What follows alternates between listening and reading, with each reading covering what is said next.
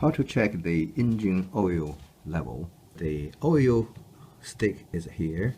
The oil level should be checked after you switch off engine for a few minutes. So that's the best time to check your oil level.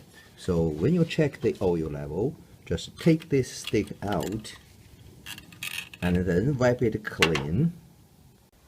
Here you can see I have taken this oil level stick out and I have wiped it clean. You see there are the two holes on the stick, so the lower is the minimum, the higher is maximum.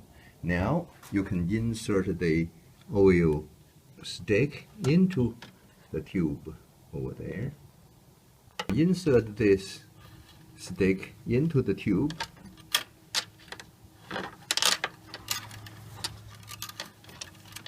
until to the bottom, and then you can take it out to read the level. So in this case you can see the oil level.